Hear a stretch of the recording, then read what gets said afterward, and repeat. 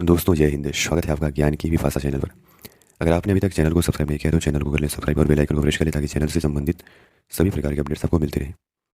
दोस्तों आज 9 मार्च है और आज ही के दिन 1934 में एक ऐसे इंसान का जन्म हुआ था जो अंतरिक्ष में जाने वाला पहला इंसान बना। उसका नाम था यूरी गागरिन, जो कि सोवियत संघ वर्तमान रूस का नागरिक था। इस वीडियो में हम जानेंगे पृथ्वी के पहले इंसान की अंतरिक्ष में जाने की तैयारी कैसे हुई और पृथ्वी के पहले इंसान की अंतरिक्ष में जाने की कहानी के बारे में जानेंगे। तो आइए वीडियो को शुरू करते हैं। साल 1961, दिन 12 अप्रैल। मॉस्को में सुबह के 9:30 बज रहे थे। पूरा सोवियत संघ संस्था में एकटक आसमान की ओर देख रहा था।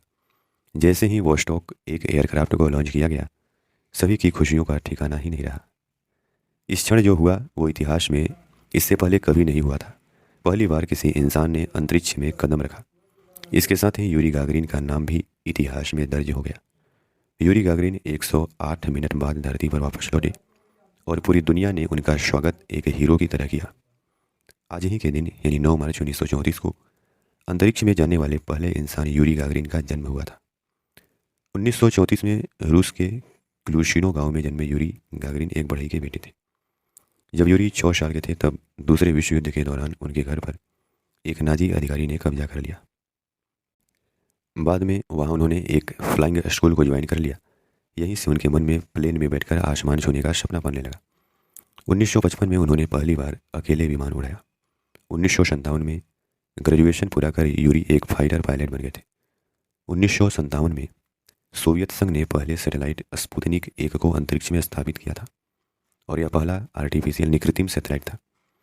इसके बाद तय किया गया कि अब इंसानों को अंतरिक्ष में भेजा जाए। इसके लिए पूरे देश से आवेदन मंगवाए गए। हजारों लोगों की कड़ी मानसिक और शारीरिक परीक्षा ली गई। आखिरकार 19 लोगों का चयन हुआ और यूरी गागरिन भी इनमें से एक थे। यूरी गागरिन 12 अप्रैल 1961 को महज 27 साल की उम्र में अंतरिक्ष यान वोस्टॉक 1 में बैठकर वैंकूवर कॉस्मोड्रोम से ऐसी जगह के लिए उड़ान भरी जहां उनसे पहले कोई इंसान नहीं गया था। यह स्पेस के रेस में अमेरिका पर सोवियत रूस यानी तत्कालीन यूएसएसआर की जीत थी, क्योंकि दोनों महाशक्तियों के बीच यह रेस लग रही थी कि कौन अंतरिक्ष के क्षेत्र में महारत हासिल करे। पृथ्वी की ग्रेविटेशनल फोर्स से बाहर जाने के लिए उनके यान ने 1 सेकंड में 8 किलोमीटर की दूरी तय की।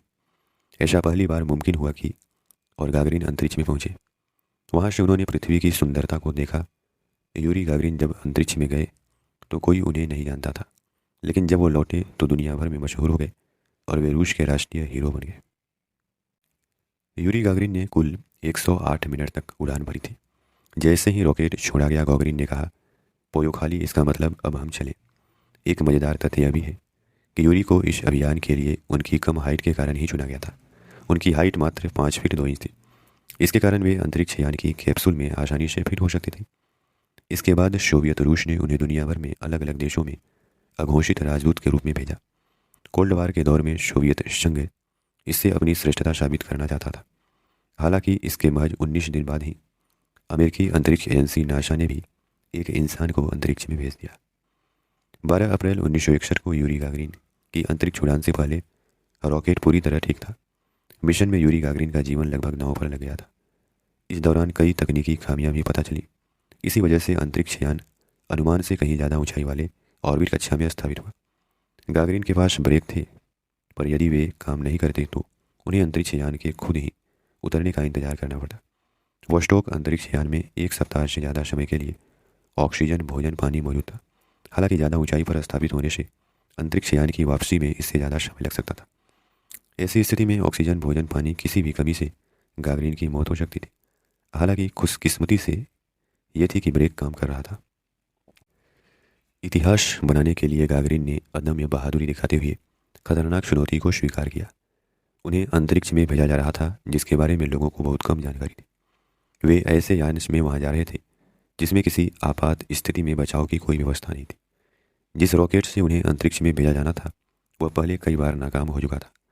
असल में गागरिन को ऐसे प्रयोगों के लिए इस्तेमाल किया गया था जिससे कई सवालों के जवाब मिलने थे, जैसे कि क्या मनुष्य अंतरिक्ष में जीवित रह सकता है, क्या अंतरिक्ष यान से यात्रा की जा सकती है, क्या अंतरिक्ष यान का पृथ्वी से संपर्क बना रहेगा जो प्रभावी भी हो, क्या अंतरिक्ष यान की सुरक्षित वापसी हो पाएगी?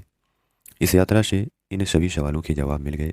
इस मिशन के 50 साल के बाद रॉकेट एंड पीपल्स नामक किताब में इंजीनियर ने लिखा कि अगर वोस्टोक अंतरिक्ष यान को आज के वैज्ञानिकों के सामने रखा जाए तो कोई भी इस मिशन के पक्ष में नहीं होगा।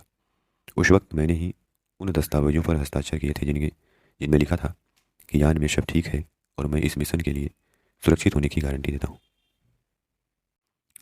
इस प्रकार अंतरिक्ष से आने के बाद वे दुनिया भर के लोगों के लिए हीरो बन गए।